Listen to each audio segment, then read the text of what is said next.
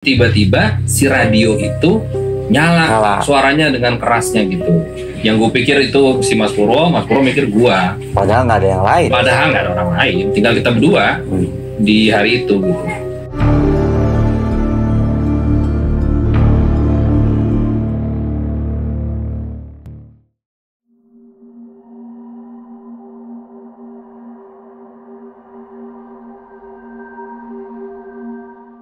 Oke, assalamualaikum warahmatullahi wabarakatuh.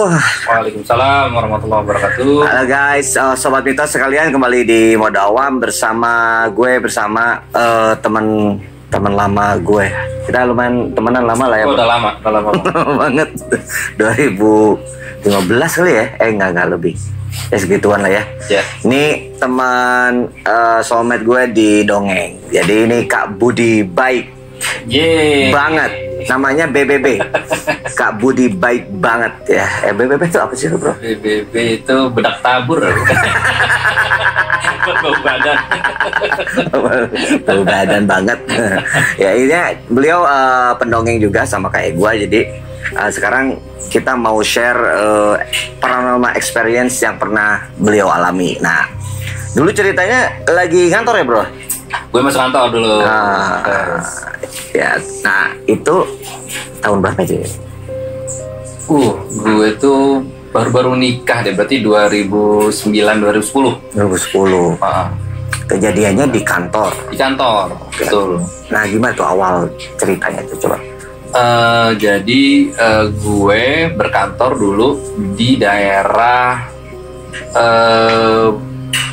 apa tuh gedung itu ya apa ya? Simatupang. Iya, gedungnya. Itu kan banyak tenannya. Sorry ya ada sensor. Ya, oke. Terus. Jadi di salah satu lantai itu kami berkantor di Jalan Raya Simatupang, TB Simatupang. Itu memang gedung lama sih, gedung lama gitu ya. Jadi udah termasuk yang awal-awal ada di daerah situ. Tapi gua nggak ada firasat apa sih awalnya. Nah, ini bermula saat gue suka pulang tuh biasanya nunggu maghrib. Jadi kalau kita kan habis sahur tuh jam 5 pulang tuh, anak-anak pada pulang. Cuma kalau gue nanggung karena biasanya gue maghrib di jalan tuh kalau gue tenggo gitu kan. Akhirnya yaudahlah, gue tuh biasanya sholat dulu maghrib di kantor baru pulang. Yang nemenin biasanya ada OB kan yang sampai tutup tuh kantor, dia akan beres-beres. Jadi gue selalu ditemenin sama Mas, boleh sebut nama juga nggak? Boleh. Kalau ini Mas Purwo, ada OB kita tuh Mas Purwo. Bukan Mas Bunga ya? Atau Mas Mawar ya? Bukan, sebut saja Purwo. Asli. Nah, Mas Purwo ini selalu nemenin gue sore itu gue tuh sholat seperti biasa. Nah, ruangan kita itu memang ada satu bagian yang paling belakang, pojok belakang tuh itu kayak gudangnya gitulah ya. Orang tempat naruh barang situ yang emang tidak berpenghuni, hanya barang benda mati. Tapi emang selalu gelap tuh ruangannya. Ini kantor kubikel, bener, betul. Jadi bentuknya kalau bisa dideskripsikan satu ruangan. Lalu di tengahnya itu bukan kubikel, cuman sekat-sekat partisi ya. Cuma kita masih bisa ngelihat gitu. Kalau kita berdiri itu kita bisa ngelihat sebelah kita. Tapi di sekitar kita itu kubikel bener ruangan-ruangan dengan kaca, dengan pintu gitu. Kubikel tuh bukan yang partisi-partisi. Nah itu ya masih kubikel. Oh iya benar. Jadi yang tengah kubikel, yang pinggirnya ruangan. Iya. Nah lalu di samping tadi ada satu ruangan yang dipakai buat nyimpan barang-barang. Ada satu ruangan yang bukan kubikel ya, satu ruangan-ruangan yang biasanya ruangan-ruangan itu memang untuk manajer tuh.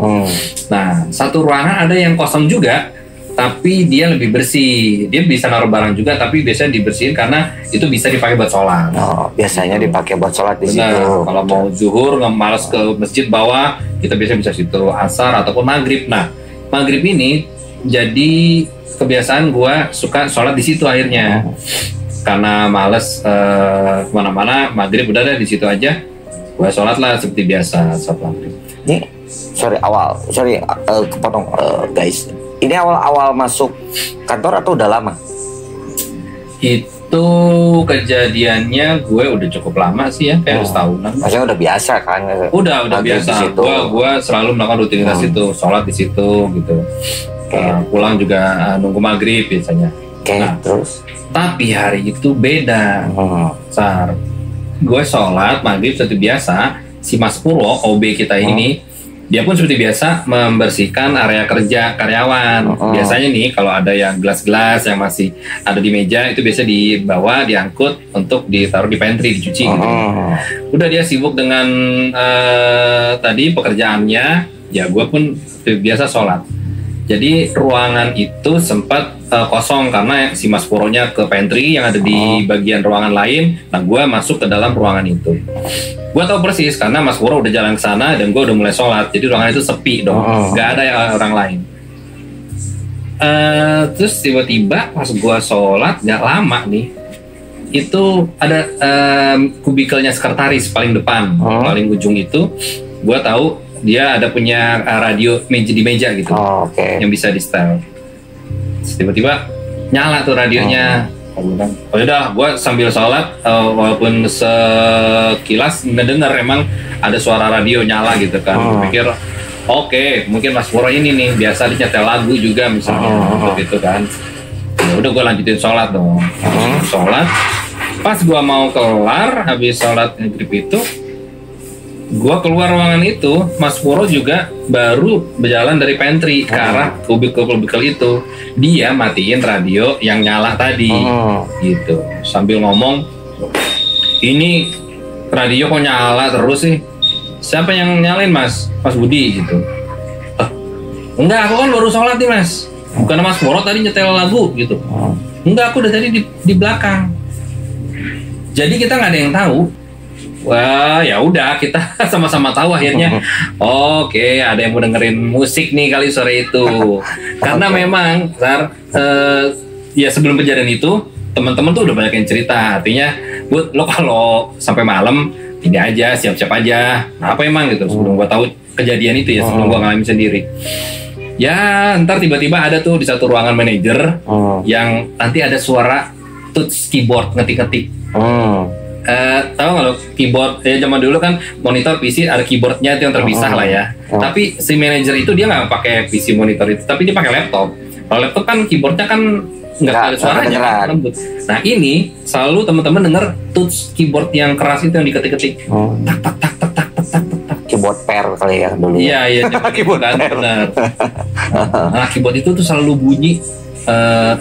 Suka bunyi kalau malam. Itu kesaksian beberapa orang kantor. Iya, itu diaminkan oleh banyak orang ya. Memang akhirnya udah tahu, di daerah situ di ruangan itu, di ruangan si manajer A ini kalau malam suka ada suara keyboard. Padahal keyboardnya nggak ada di situ. Ya nggak ada, dia pulang kan bawa keyboard bawa laptop. Si mejanya mah bersih. Iya. Nah, tapi yang gue alami tadi si radio yang tiba-tiba nyala. Gitu.